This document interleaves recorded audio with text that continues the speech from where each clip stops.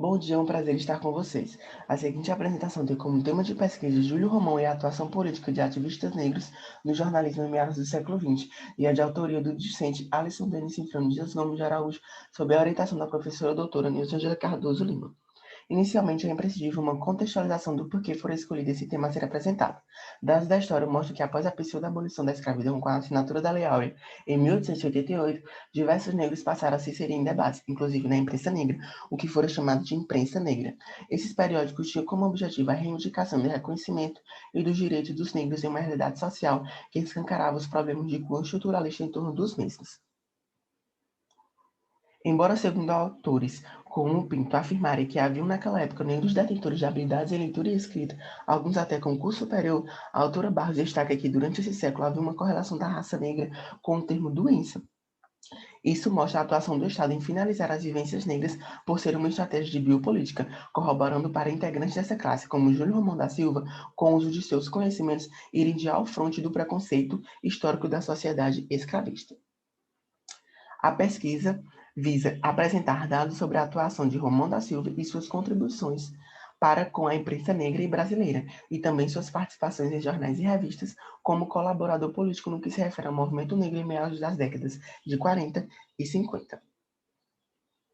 No que se refere à base metodológica da pesquisa, a mesma se deu em três etapas. Inicialmente foram buscado material referente a Júlio Romão no Arquivo Público do Estado do Piauí, onde infelizmente não foram encontrados registros de periódicos que contemplem sua participação.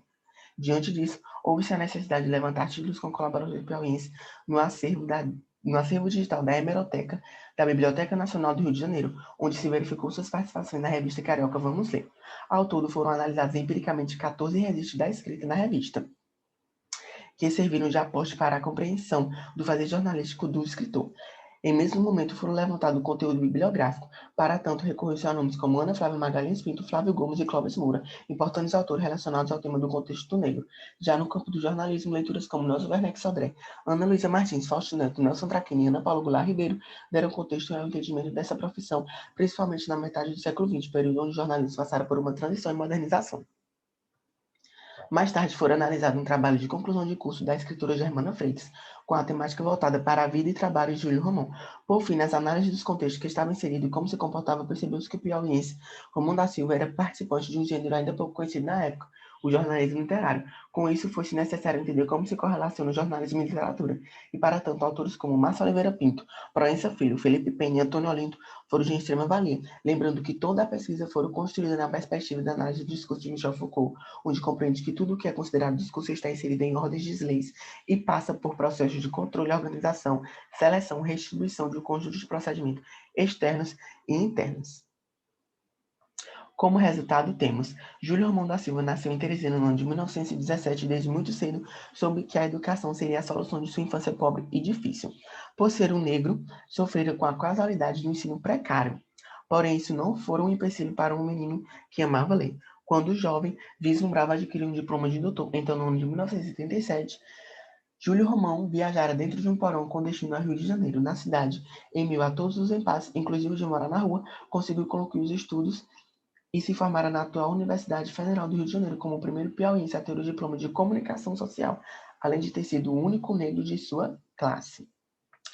Já na década de 1940, o jornalista se fez precursor dos movimentos sociais, destacando-se na luta contra o preconceito racial. Fora líder do movimento municipalista brasileiro e ativista da Frente Igualitária Brasileira, ao lado inclusive de Luiz Carlos Prestes. Também foram um dos criadores do Diário Experimental do Negro, onde o escritor levava reflexões e críticas sociais de seus pares através de peças.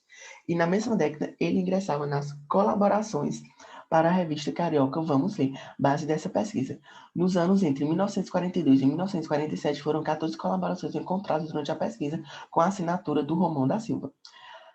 A revista Vamos Ler era um periódico carioca publicado entre os anos de 1936 e 1948, onde, embora estivesse no regime de Estado Novo de Vargas, trazia assuntos variados como literatura, política, moda, cinema e discussões educacionais.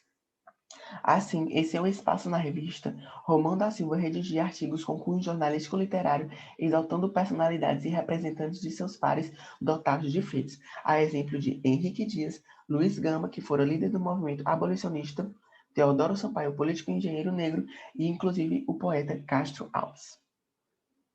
E para finalizar, afirmo que ao realizar essa pesquisa e estudar a história, foram possível trazer coerência e discernimento para o olhar aos acontecimentos e tirar deles as lições mais nobres.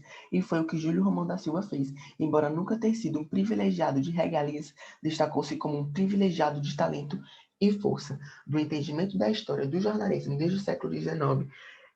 Com espaço nessa pesquisa, a imprensa soube fazer-se de veículo extremamente necessário e indispensável na luta para dar voz aos que não a possuíam. Afinal, fazer imprensa é isso: cumprir seu papel social de levar ao conhecimento do público fatos que farão e fizeram relevância.